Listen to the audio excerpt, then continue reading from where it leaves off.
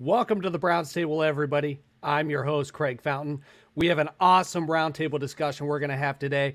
Make sure you check the comments. Here in just a second, I'm going to post a link that you can click and actually join in on the roundtable discussion with us hosts. And I'm going to introduce them shortly. All you got to do is click on the link. It'll bring you into an interface, and you can share your face if you'd like to. If not, you can post a picture.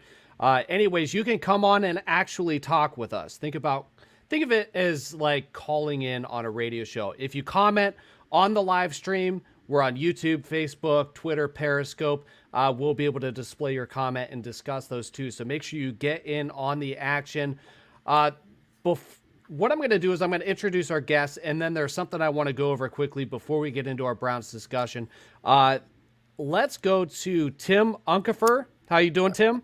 Pretty good. How's everybody here doing? Doing great. Tim, if you don't mind, just introduce yourself and if there's any projects you're working on. Yeah, my name's Tim Unkefer. You can see it there at Tim Unkefer. You can follow me on all the socials right there with my name. I have a podcast that will be returning in 2021 called Interview with Nobody. Longtime Browns fan. It's exciting to have a team to be proud of. All right. And we have Kevin Beard here. How you doing, Kevin? I think we're muted. Sorry about that. I'm doing great. Thank you for having me. Any projects you're working on? No, sir, but you can follow me at the Kevin Beard on Twitter. There you go. He's a great follow. Nick Pedone, ESPN Cleveland, BigPlay, Dog Pound Daily. How you doing, Nick? Yeah, I'm good, Craig. How are you guys? Thanks, everybody, for having me on. My first time on the Browns table, so happy to be here. We appreciate you coming on. And then we have Tom. Tom, you are with Dawgs by Nature. How you doing today, Tom? Oh, that's good. Thanks for having me on. Always nice to have a seat at the table. Absolutely. So the first thing I want to go over, and we have one or two more hosts that are going to come on. They're a little bit late to the party, but I posted a tweet about an hour and a half ago, and I tweeted that if somebody retweeted with the hashtag the Browns Table, we were going to give away $100. There was a tweet in particular that caught my attention, and there was a gentleman by the name of Gary, and he asked that if we chose him as the winner, he wanted his donation to go to charity. I'm going to bring Gary on with us. Gary, how you doing? Hello, Craig. How are you today? Outstanding. Now, just real quick, if you could, I appreciate you coming on short notice. If you could, just give a little bit of an overview about why you wanted if you won this money to go towards your charity of choice, and maybe talk a little bit about the charity real quick. Absolutely. So it's really about giving back to the community, and Providence House of Cleveland, something that's near and dear to my heart, nonprofit organization. Basically, they offer free emergency shelter to kids newborn to 12 years old. Any kind of situation dealing with neglect or abuse, they take them in, they help them, show them that it's not all that bad. And there was another podcast, That's What B Said, the At Girl Gang Cleveland. They raised money for the house, and everyone donated, and they raised over $2,600 to give them toys and masks and diapers and anything that they really need to give them a nice Christmas. So when I saw this, $100 is always great for anybody, but giving it back to an organization that can use it for good use is more important than going out to eat for me. So that's why I kind of threw it out there.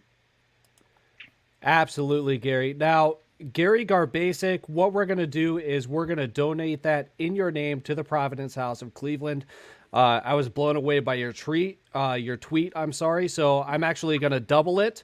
If anybody else wants to participate, if they want to send me a DM or comment on this live stream and they want to donate, we'll make sure that we get that money to them or help you get connected with them.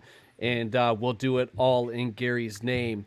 So comment if that's something you want to happen. I'll reach out to you, and we'll do it in Gary Garbasic's name. I appreciate your generosity, Gary. Thank you for having me at the table as well. I appreciate that. Absolutely. Now let's get the Browns table talk started. Gary, bring something to the table for us. Bring it to the table. All right, so Browns game really has to be going here. I understand they really shouldn't have even really been in this game. No offense, defense is gone, throwing out last minute. Still, we had a close. They get shot. 4th and 1, quarterback sneak. Baker goes, fumbles the ball, gets it. My definition, I always thought, is a fumble hits the ground. If we lateral it back, that's legal to go forward. Since the ball came loose and Hunt picked it up before it even touched the ground, why couldn't he have advanced it for the first down? Maybe it's a rule. I don't know. Is it a 4th down, 2-minute rule? I don't know. But to me, it's okay. It came loose. Maybe he pushed it back. I know he didn't. But why couldn't Hunt have moved it forward? I get it went forward. Couldn't happen. But going backwards, it's still a live ball. So let's do this. I want to send this one to Nick and Tom. Nick, why don't you go first and see if we can address this question. Yeah, it's definitely a good question and one that obviously was going around. I'm not going to act like I'm the authority on the rule, and I had never heard of that before, but evidently the fumbler, and it was just ruled a fumble, I guess, solely based off the fact that it left the quarterback's hands. He can be the only one under 2 minutes to retain said fumble, so the ball can't advance no matter what. I disagree with it. It sucks that here in Cleveland it always comes down to some kind of wild rule that we've never heard before, but that was the case again on Sunday, and it sucks that it came to that. I do wonder, and I guess something that I'll bring to the table here, as you guys say and you guys do on this show, is I wonder what would have happened if that drive would have worked out. Does Kevin Stefanski send Cody Parkey out there for the extra point? Do you try to go for 2? Because that's the ball game right there. That's your playoff livelihood right there. I kind of wonder what the decision would have been if the fumble never happened. I get that it was a fumble. I disagree with it, and I wonder what would happen. All right, so let's go real quick to Tom. Let me get your take on this. It's my impression that the ball doesn't have to hit the ground to be a fumble. Tom, what do you know about the situation? Because this was a big question for a lot of fans. Sure.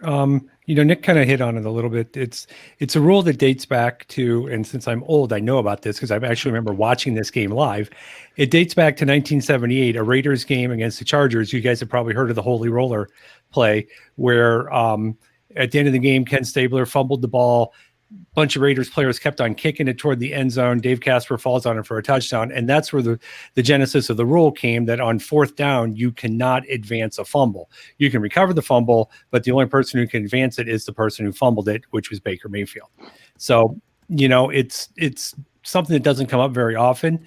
It's not a surprise that it came up during a Browns game, but, it's a rule that's been on the books for, 30, 40 years now. And it's just one of those things. As far as the extra point, the scenario with the extra point to 2 point, I think they would have gone for the extra point because a tie is as good as a win at this point, for the Browns. So I think they would have gone out and they would have, given Parkey another shot, and hopefully, he would have stepped up to the moment and got it done. All right, outstanding. And real quick, we do have another guest joining in, and we have the Illegal Ham podcast with that that podcast cover art I can't get enough of. They talk food and Cleveland sports. So let's go ahead and let these guys introduce themselves.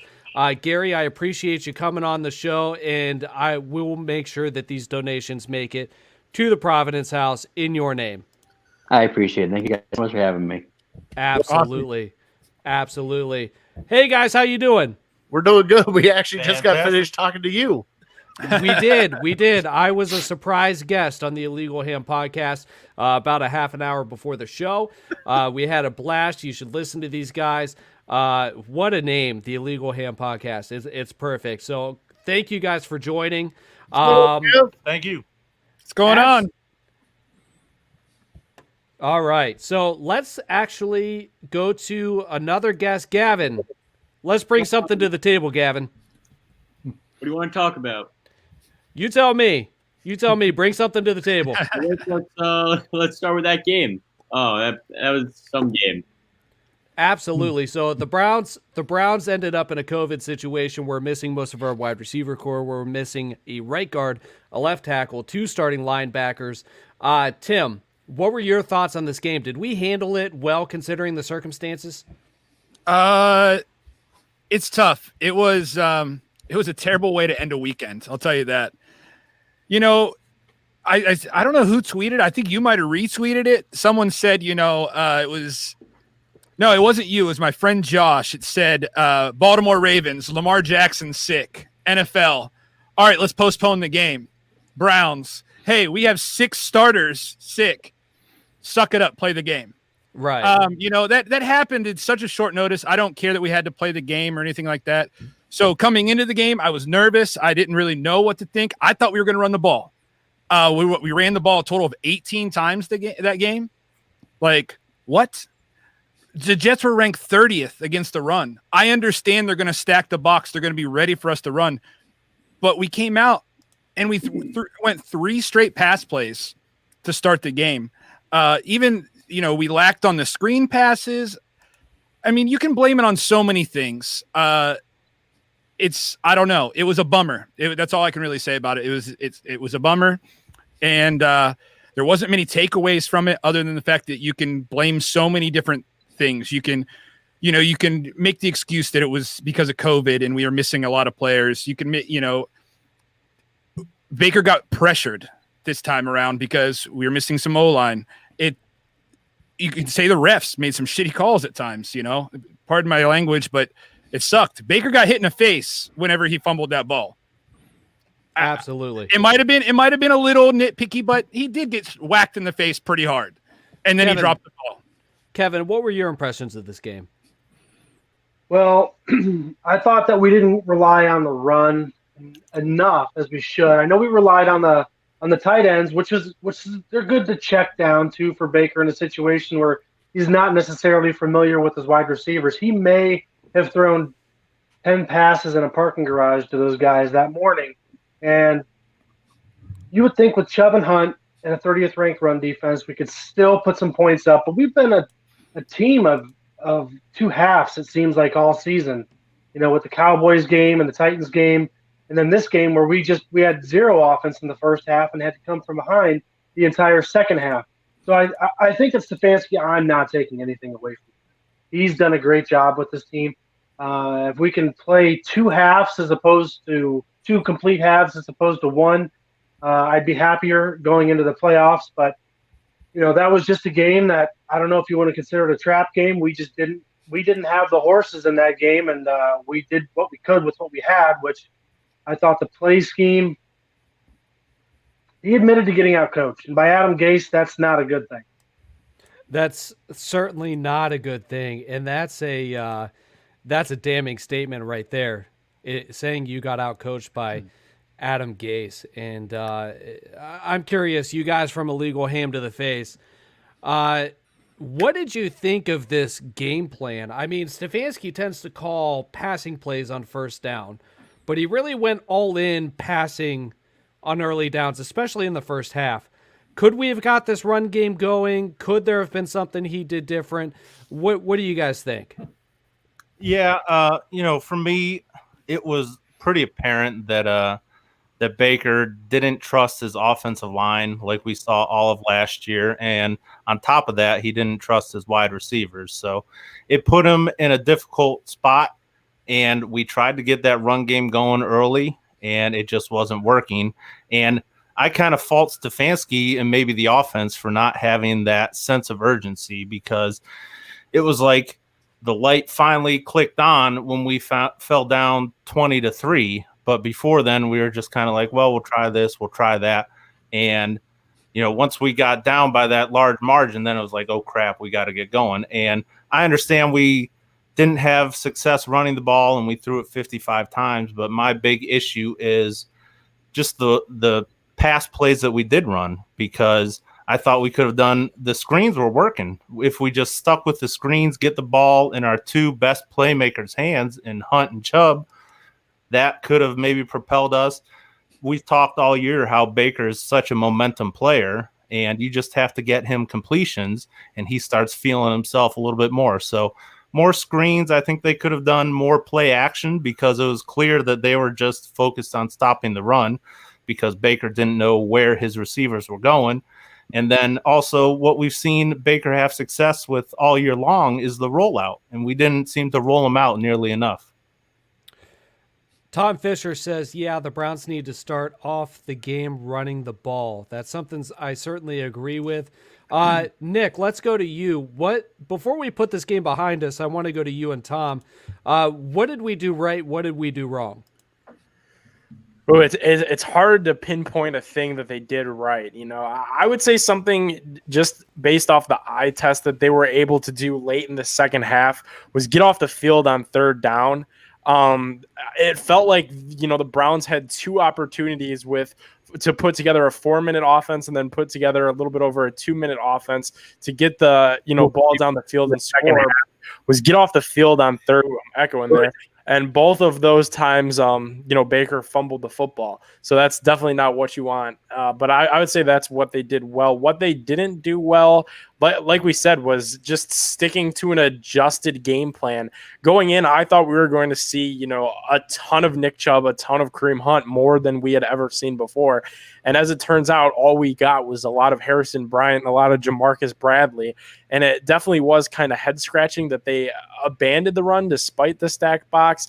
But I think this week it'll be a much more balanced offense. Hopefully we get our guys back. That's the biggest thing in the receiver room, in the linebacker room.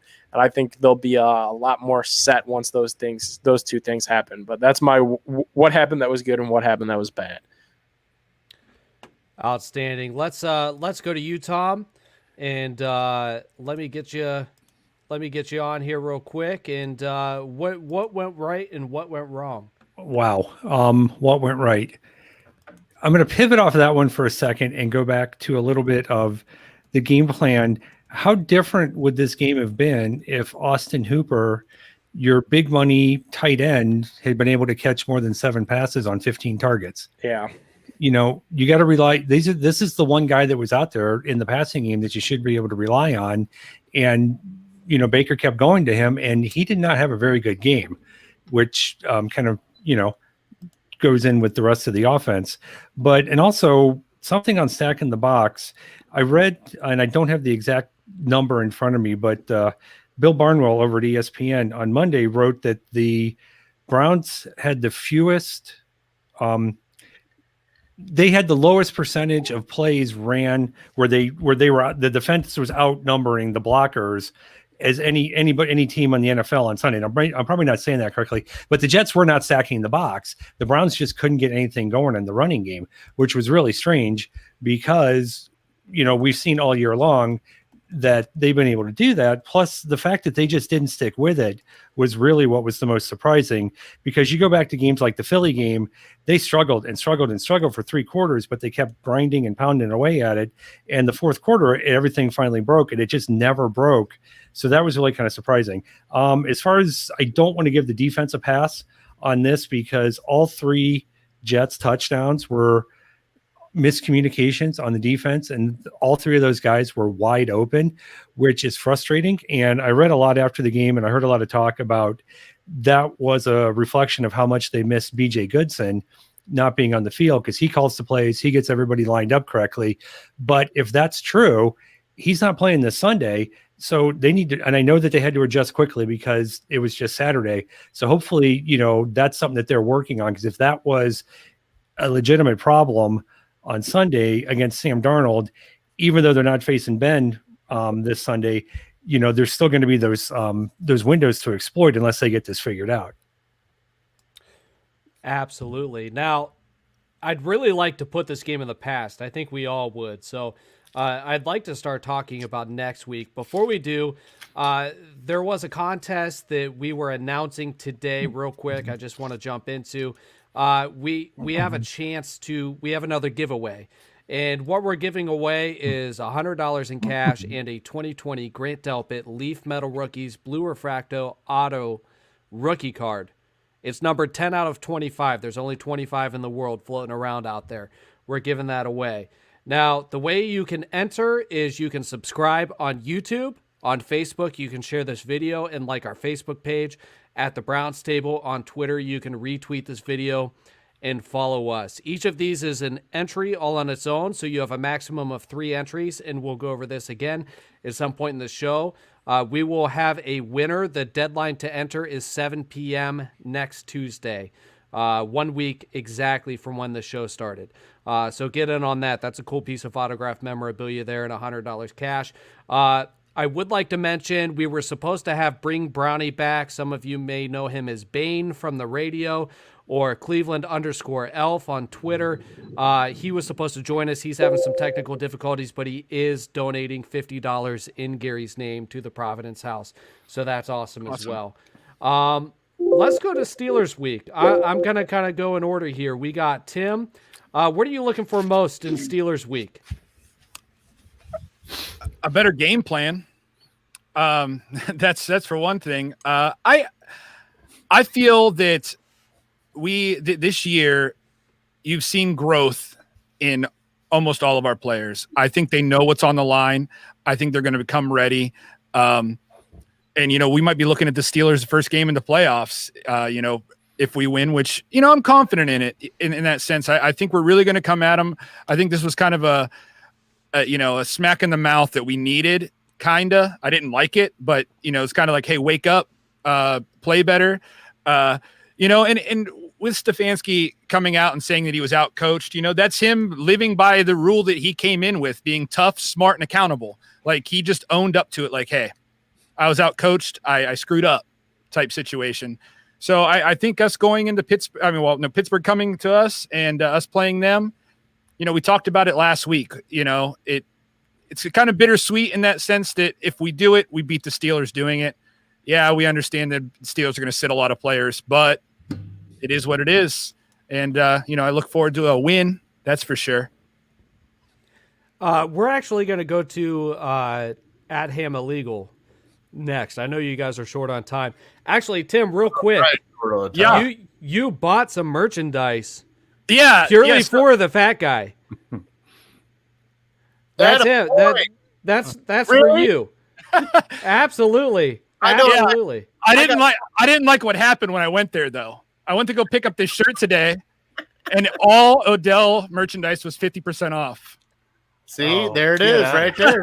I got called out because I said that Baker was force feeding Odell. Really? Yeah, I got called out for that. No, we didn't get called out for force feeding. Called out that you think they're better without him, and I'm like, got to give him a chance to kind of gel a little bit. I'd call you out too. Oh, that's why you're here. Good. You're taking. Get out of here. So let's get you in before you guys got to roll. What do we need to do? I mean, we got we got Mason Rudolph starting against us. They're resting some starters, but this is no layover. This isn't a layup. What do we need to do to beat the Steelers on Sunday? I think we just need to get back to the Browns of 2020 because this is a game in the past 10, 13 years that the Browns probably would lose. We get caught looking ahead like, well, they're going to be playing their backups. We should have no problem with them. And then they come in and their backups just kind of embarrass us. So other than the Jets game, maybe the Raiders game, Kevin Stefanski has had this team play almost ready to play almost every single week. And so I'm looking for them to treat this as like their season is on the line and take it very serious rather than just saying, okay, we can slough off a little bit because we're going against a backup quarterback that we beat 21-7 last year. And we should have no problem and maybe looking forward into the playoffs and thinking maybe we play this team again. So let's kind of save some of that play calling, hold it back a little bit because, maybe we can get them with some sneak plays like Stefanski likes to run the following week. No, you're in the playoffs right now. This starts this week. So you need to leave it all out on the field, and hopefully we get guys healthy again. And if we get our full offensive line, I don't think we'll have a problem running the ball. But at the same time, you have to take it play by play, and you can't make that big mistake, because all it could take is one or two big plays by that Steelers defense or our safeties not knowing where the wide receivers are behind them, and it could be a big touchdown. And so that could swing the momentum of the game one way or the other. So you have to be ready every single play, and you have to treat it like it's a do or die, because in a lot of ways it is. And in the great words of Al Davis, I'll close it out with that. Just win, baby. That's all you got to do is just win. Get into the playoffs and let it happen. Love it. Love it. Nick, what's our biggest key to victory on Sunday?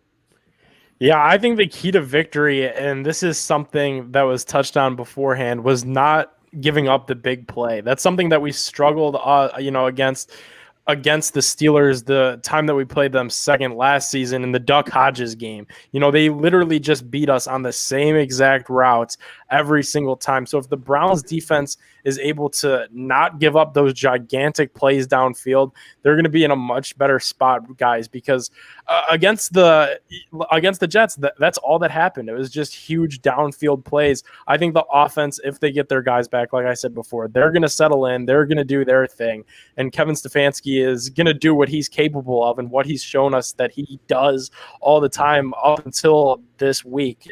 My biggest key is just don't let Deontay Johnson, Chase Claypool, if those guys play, which I'm led to believe that they will, don't let those guys single-handedly beat you on stupid out routes like we saw in the Duck Hodges game at the end of last season.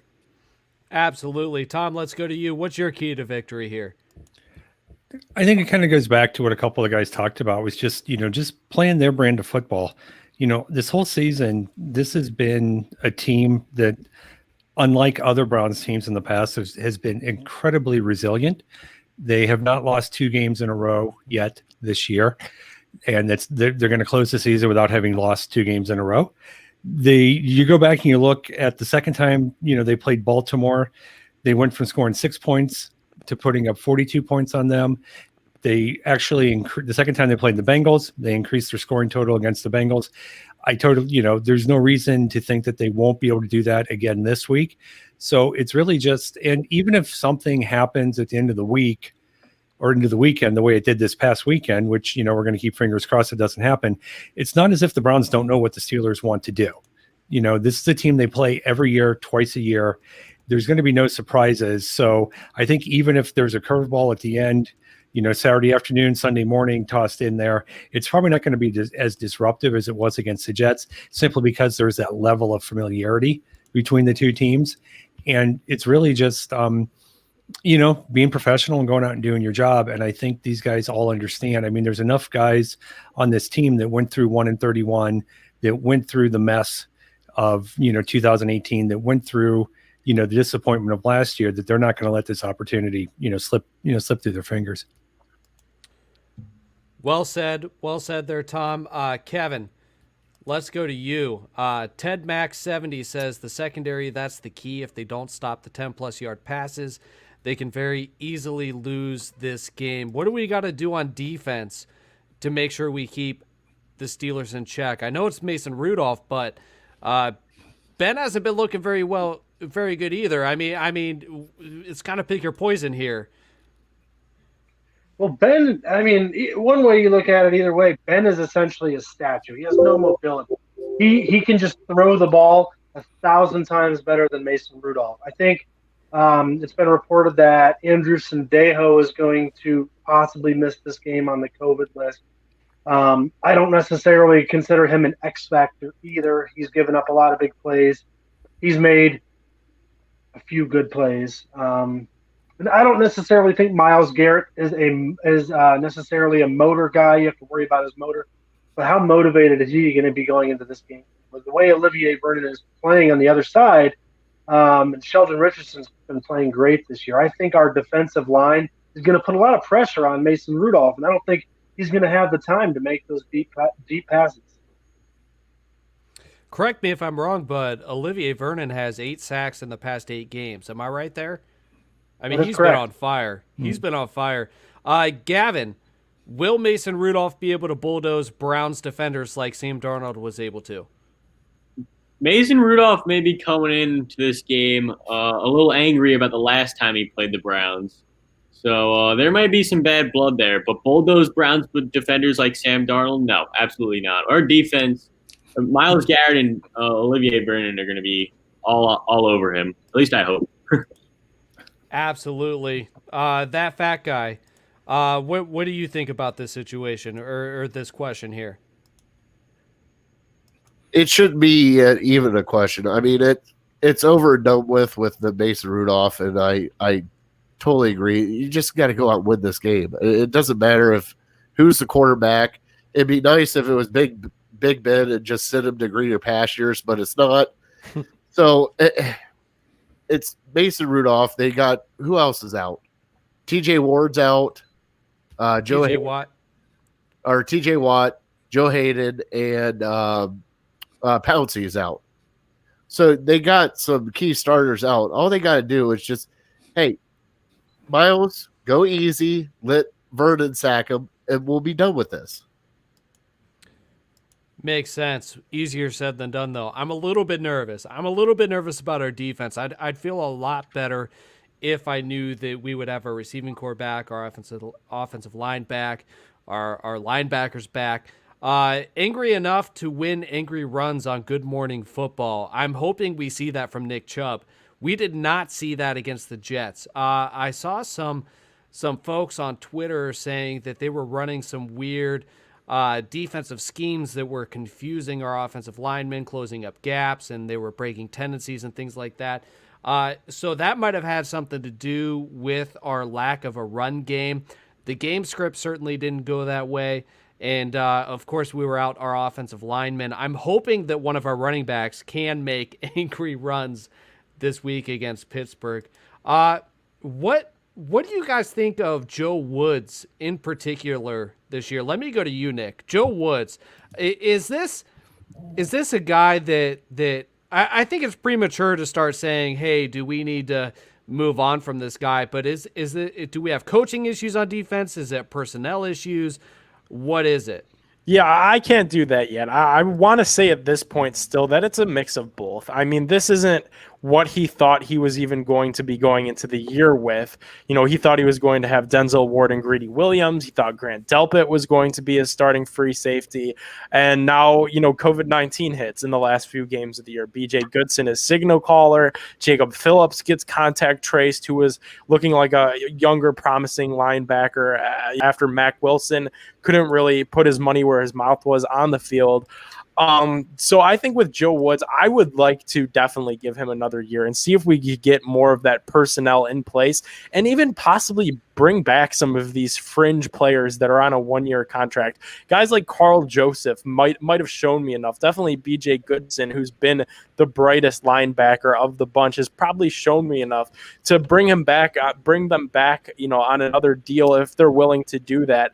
And to see if we could establish some sort of continuity with these defensive coordinators all the time.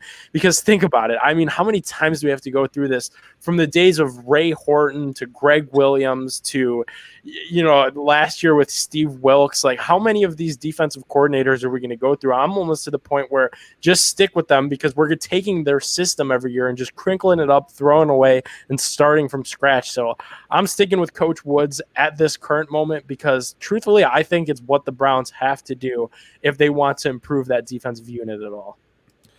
I completely agree with you. And we had Gunther, who was just like going Las Vegas.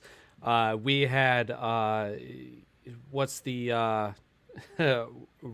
We had Ryan. You know, that was interesting. We've got some continuity moving forward on offense, but on defense, they have really kind of. It was clear it was a one-year experiment. We have a ton of guys on defense that are on one-year contracts. And really, we addressed everything we could on offense in the offseason. But on defense, we kind of told Joe Woods, I think, you know, you got to wait till next year. You know, we got to fix the offense now. We'll worry about the defense next year. And certainly we didn't foresee missing Delpit and Greedy. And you have Andrew Billings out for some depth. depth, there's some issues there. Tom, what do you think? Do you think that we're going to see a lot of turnover here, or do you think we're going to retain a lot of these guys? No, I think if kind of like you said, the way Barry attacked the offense this last year in the offseason, it's going to be the defense's turn. They have to go heavy on defense in the draft. They have to go, I don't want to say heavy on defense in free agency, because free agency isn't always the way you build it. It's not a very good way to build a team, but doing it on the draft is definitely, I think, what they're going to do. And that's just going to, a lot of these guys, going back to this, it's Steve Wilkes, is it the players? It's probably like an 80-20 kind of thing. When I see Olivier Vernon 25 yards down the field in pass coverage, you're smacking your head against the table. Like, what are you doing? Obviously, he's not freelancing, I hope. So that's on the defensive coordinator. But it's really you are limited. I mean, their whole strategy was our front four is going to pressure the quarterback, our back four is going to control everything, and then we're going to live with whatever happens in the middle and the linebackers. You get that secondary ripped apart by injuries, and you hope that, I mean, there's no guarantee that Greedy's going to be back. There's no guarantee that Delpit's going to be back the way you expect him to. You keep your fingers crossed that they both make it back next year. You add another player back there next to Delpit. Maybe that's Harrison. That's somebody in the draft. You get a couple more linebackers. You maybe get a little more depth on the defensive line. So I think they're definitely going to go hard on the defense, and then we're really going to learn. But to go back to the point that everybody makes, you can't change the system every single year and expect to make it work. Well said again, Tom. Tim, let's go to you. Chris Spann wants to know, is Garrett still not 100%? He seems tired. He seems struggling to recover. Tom Fisher chimed in after that, said, yeah, I agree with Chris, always winded. What do we know about this? Is Garrett okay? I think Garrett's fine, to be honest. I mean, I don't know. I don't know for sure. I haven't really read much about it. I think it's more of like a mental game a lot of the times with those guys, I really don't have much to say about it, if you want to be honest. It's just they've seemed to kind of came into a couple of these games coasting, I feel like they might have pumped the brakes a little bit. A couple players might not be giving their all.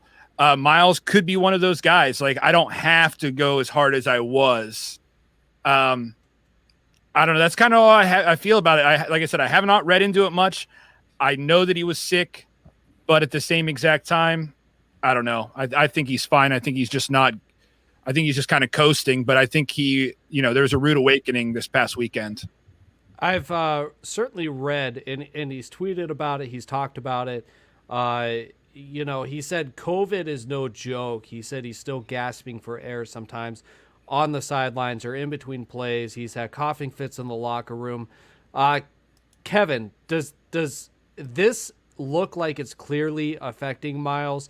Do you think that this is something physical? Do you think it's mental? Do you see any decline at all? What's your assessment of this situation? Now, I'm not a doctor, but I have eyes, and I would suggest that it has affected him. You look like a doctor. Not to interrupt. This guy, he is a physical specimen. One of the top three in the league next to Aaron Donald, and he might be top two. Those might be the two biggest freaks in the league. And after the fourth play, I'm not pushing around 350-pound offensive lineman, but he's gassed, and I don't remember seeing that in the past. And it affects people in different ways. It affects their lungs. It affects their immune system. And if he's probably not back at full capacity. It's going to take another week, maybe another two to get back into that. And, like I mentioned before, who better than Mason Rudolph to really try and get him out of a rut? Yeah, it's certainly going to be interesting. All eyes, especially nationally, are going to be on Myles Garrett. I think this is kind of overblown. I think everybody's beyond it. Man,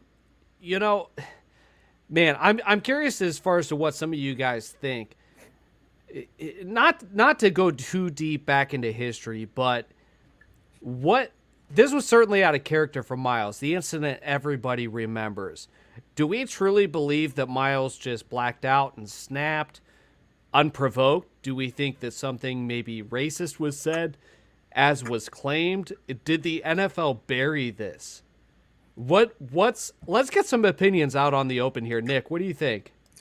Yeah, I think regardless what happened. So before we start jumping to conclusions, I find it suspicious the statement that the NFL puts out that there was no sound from the incident, despite the fact of one of the Steelers linemen being mic'd up and just the gigantic sound equipment. I'm blanking on the name of the parabolic microphones that surround the field to pick up everything from the sound of the ball hitting the kicker's foot to helmets and pads colliding. It boggles my mind that the sound somehow just didn't come through and that it was lost in the mix. So that's where things get a little bit sketchy to me, I would say. I definitely don't think this was just a spur of the moment, unprovoked thing, right? Like something had to be said, whether it was racist, whether it was derogatory, to which extent, who really knows for sure? Who knows what was said versus what was heard? I say things all the time, even at work, when people say things on the air that you're not sure what they said, you have to dump it just so you avoid that FCC thing. Who knows what was said and what was heard? Regardless, it's in the past. He wants to, speak with Mason at some point. To my knowledge, that still hasn't been done yet. So there is an opportunity for him to make good in this game on Sunday, but I do think it will be a motivating force for him to show people and the league that that's not who he was. He could still be a destructive football player without being a destructive human being. And I think it's so in the past. You see these commercials and these features that run during every game of him being the Browns' Walter Payton Man of the Year nomination. I think it's all in the past, and I do think this could be the fire that lights under Garrett to really spur him past the COVID-19 situation that set him back a few games. That certainly makes sense. Mamba says, can we leave the past exactly where it's at, in the past? The Browns need to just focus on Sunday. That, I'm afraid, as much as I would love to say that's possible, it is impossible. We can ignore it. Nobody else is going to ignore it. It is a thing. It is a thing, and it is a storyline and a narrative that everybody's going to run with it. It is what it is. Tom, what do you think about this? Is this overblown? Is this something we should be talking about? It's going to be overblown a lot. I mean, this should probably, the discussion should end today. We're talking about it today because the news came out that the Steelers are making a switch to the quarterback. So obviously it's going to be a storyline. Both the local and the national media is going to talk about this every second they probably can between now and kickoff on Sunday. I think the Browns need to shut it down. They need to not even address it. Miles needs to not address it. He already addressed it when they played Pittsburgh the first time with the ridiculous questions are you going to go shake his hand before the game? Yada, yada. There's just nothing. There's no reason for them to talk about it. There's nothing for them to gain by talking about it. There is a certain, logic to saying, okay, let's just put this in the past. That's a valid point. As far as this applies to Sunday's game, though, the one thing I am worried about is that the refs are going to have an extra set of eyes on Garrett at all times. And if he goes anywhere near Garrett or anywhere near Rudolph, the flags are going to come out because the refs are just going to be over eager to make sure, quote, nothing happens. But, just to go back to last year, one thing, when you go back and you watch the tape, and I know nobody wants to do that, but David DeCastro or the Steelers had calmed everybody down. Everything was fine. Rudolph went off again, and that's what set everything off. So it's clear something happened. And when you look at it this past weekend, when the news about Landry and Higgins and the other receivers getting, being high risk close contact with BJ Goodson in the team pool and the team whirlpool area, there's videotape of all this stuff going on. So somehow the NFL can have videotape of guys sitting in the hot tub together at practice, but somehow the audio tape is buried with George Kokinis, somewhere where no one knows whatever happened to it. So the only thing, I guess, going forward, the only thing I'm worried about is how the refs are going to officiate Miles on Sunday. That's certainly a great point, and something admittedly I didn't even think about. All eyes are going to be on Rudolph. Hopefully he doesn't hold back when it comes to hitting the quarterback, anything like that. We can't afford any hesitation. Ted Mack says Tomlin is sacrificing Rudolph to save Ben's knees.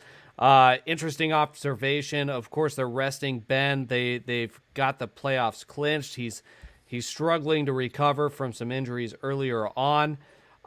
What do you think? That fat guy. We're going to go over to you. What do you think about this?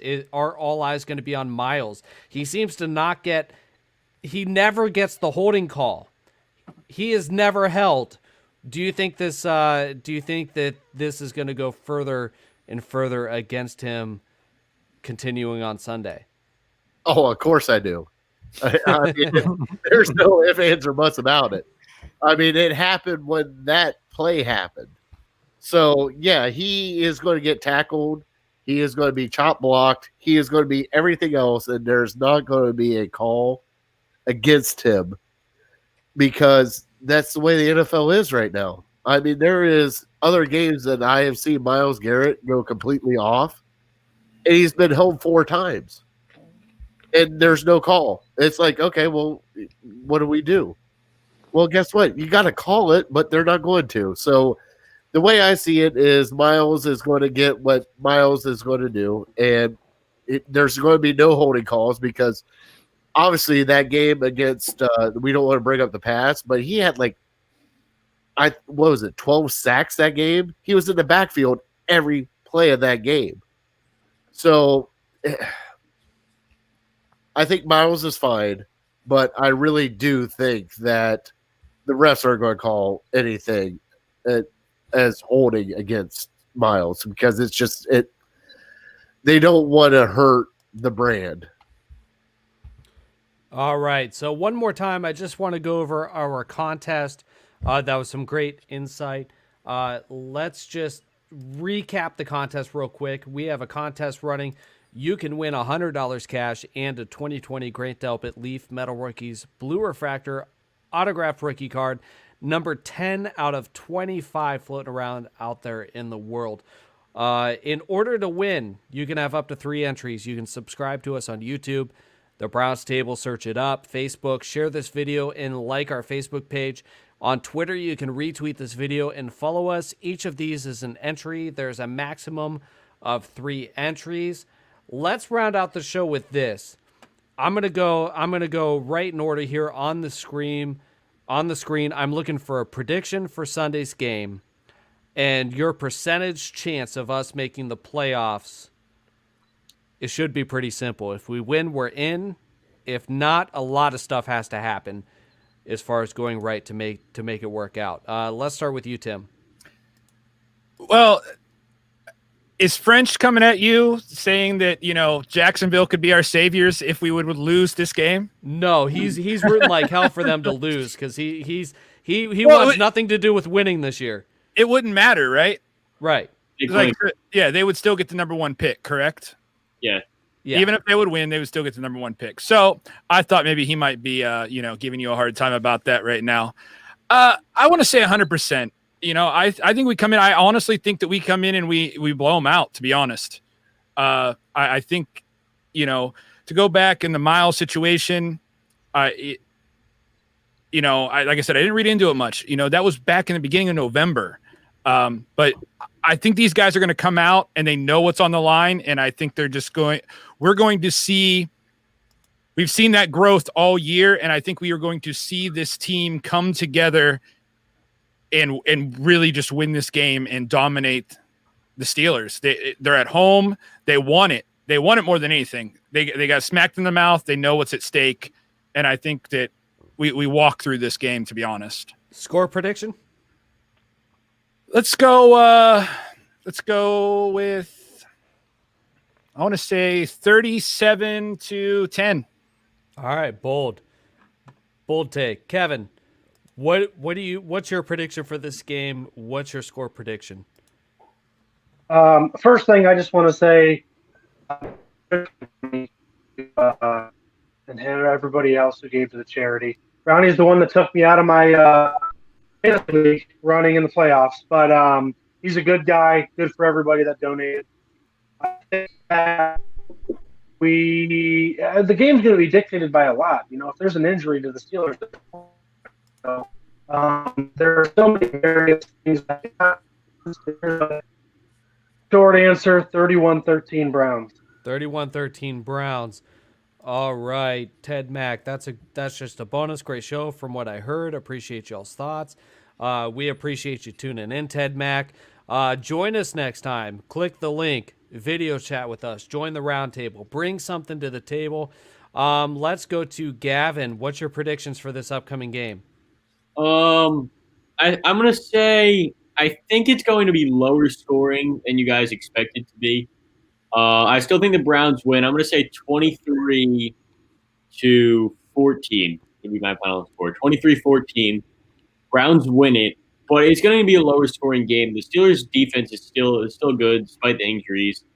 And I mean, as far as a percentage goes, I mean, I'm younger than all you guys. I've been a Browns fan for less time than all you guys, but we've seen this tale one too many times, and more than that, quite honestly. But it takes a win and we're in. It's that simple. And even if we don't, I guess we got the Texans we could rely on, and we got the Jags we could rely on. So not great outside of us winning, but I'm going to give us like a 60% chance to make the playoffs.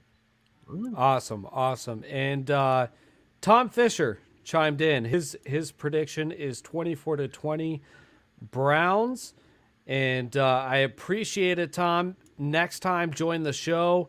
Click the link, video chat with us. If you don't want to come on video, we can do audio only. That is an option. That fat guy, give me your predictions. First off, I want to talk about your background. The Browns table picture and the ginger. On point, bud. I appreciate that. Let me just blow this up. I haven't done that yet. Did you get that Christmas? I went through some trouble fighting Walgreens for copyright sign-offs for these.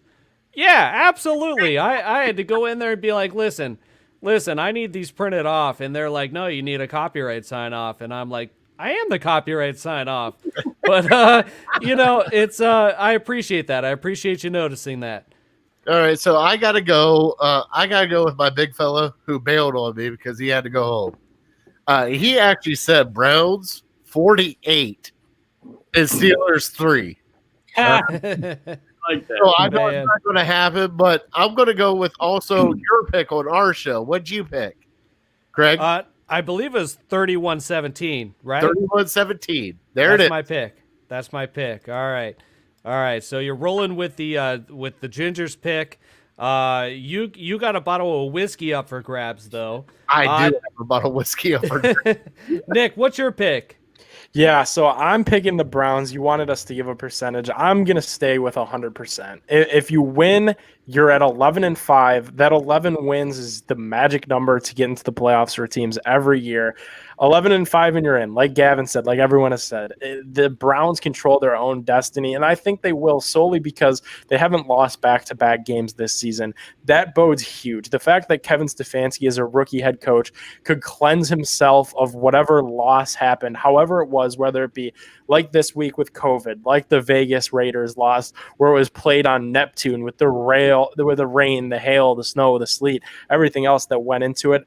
I'm optimistic that the Browns will come out with an adjusted game plan, with a better game plan, even if things are working against them, in the COVID world. So I'm picking the Browns. I do think it will be closer just because it's the Steelers. They've had our number for years. I'm going Browns 27-21.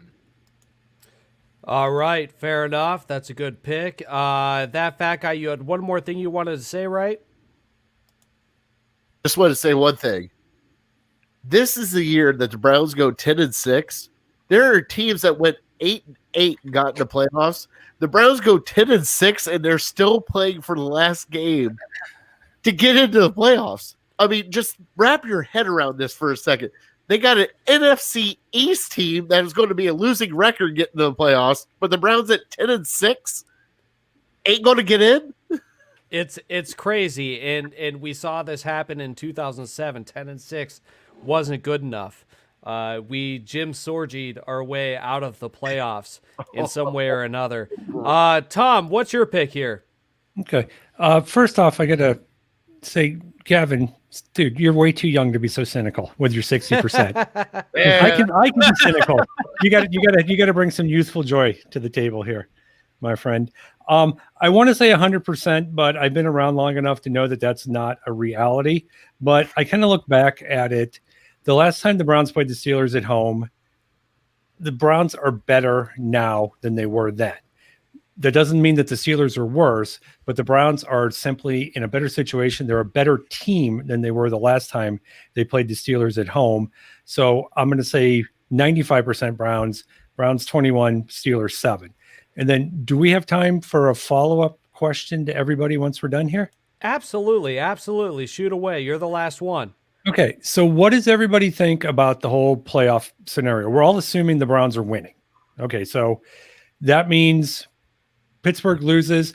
Does Buffalo then does not have to? Pittsburgh loses. Buffalo win or lose. They're locked into number 2. Do they play to beat the Dolphins and then push the Dolphins down to 7? Browns come in at 6, so the Browns get a repeat with the Steelers, or does Buffalo play to win because they want to keep the momentum going? They win. Or no, they don't win because they don't have to. All of a sudden, then the Dolphins jump ahead of the Browns, and the Browns are going to play Buffalo. Do we want the Browns to go have a repeat against Pittsburgh in the first round of the playoffs, or do we want them to go play Buffalo in the first round of the playoffs? I fully expect us to have a rematch immediately against the Steelers. But Nick, let me go to you real quick here. Yeah, I want that immediate rematch. Even like, obviously the storylines would be sick, right? Because it's the Browns, the Steelers, the rematch. You know, they were shorthanded with Mason Rudolph and benched some starters going in. Now they got the whole team. But I want it so bad, you know, to beat Big Ben. But I also, in a weird, twisted way, and it feels crazy to say this after seeing what the Steelers have done to my favorite football team, the team that I've covered in my short professional life, you know, been a fan of for my whole life. I think the Steelers is the easier way. I think the Buffalo Bills are playing red hot football right now. Josh Allen is going to find himself some MVP votes. He could be the favorite to win it next year. And somebody said it on here tonight, right? Big Ben at this point in his career is a statue. I think if the Browns get a hold of him, the recipe is out. The verdict is out on how to beat the Pittsburgh Steelers. And I think week 1, the Cleveland Browns could do so. So, yeah, wild card weekend. I want to play the Steelers in Heinz Field in a passing of the torch moment that really shows the league that Baker Mayfield is the quarterback of this division, and it's no longer Big Ben. I love what you had to say there, Nick. I think Craig ran to the bathroom real quick. Yes, I think he did. So yeah. We're taking over. Yeah, so now we own the show, everyone. Kevin, what do you think, man? What's going on with you? What do you want to see in the playoffs? I want to see Pittsburgh. I would love that narrative of being able to knock out Pittsburgh, but also, like Nick said, Buffalo is playing great football right now, and I don't know if I don't want to be the team that's scared of other teams in the playoffs. I want to be the team that is prepared to play those good teams, but I think Buffalo right now, they're playing better than the Chiefs are playing. I think the Chiefs are getting out of the AFC. Don't make that mistake. But I think Buffalo's a team that can give the Chiefs a run for their money offensively. They're putting up points with everybody. So I would love to see Pittsburgh. I know Big Ben has stated he's playing next year, but I want to put him out this year. Yeah, it feels great that way. Honestly, I'm with you on that. I want to see the Steelers. You know, being a Browns fan, there's nothing like I think we can all be in agreement that is the greatest rival in the NFL. Like, I don't care what anybody else says. Like, if someone else, you know, on the West Coast or something like that says that, no, you don't know what that Brown Steelers rivalry is. Like, that's all there is to it. And just to have that, because if we beat them next week, all of our Steeler fans, all they're going to say is like, oh, well, we were sitting everybody. We come in, it's playoffs, knock them out. It would just be bittersweet. We take over the reins in our division, and it's like, okay, now you guys can be quiet. You had your run. It's our turn. So I would love to see that. That's where I'm at on it. So Craig's back. I'm back. Sorry, boys. My Newfoundland, my dog, grabbed a big thing of chocolate, which is a no-no. There was no waiting. There was no waiting for in the that. bathroom. We thought you had to go. I've had enough Bush Lights. Bush Light, if you want to sponsor us, this is the Bush Light perfect one. bottle. You don't do 30 rack cans. That's right. We What's that? didn't. Go ahead. This is as classy as it gets with Bush Light. Really? It's glass. Okay. Yeah. We didn't talk about what everybody was drinking. That's true. What are you drinking, Tim? Actually, I'm drinking these Wild Ohio. They're this is the black cherry bourbon barrel. It's called tea beer. It's called tea beer. They're 9%. It's just made with fermented fruit, which is kind of interesting. They're pretty good. Gavin, you're not old enough to drink, so I'm going to go to Kevin. You drinking anything good, Kevin? Blue Moon. I just drank. Finished off my last one for the night. Blue Moon, no orange.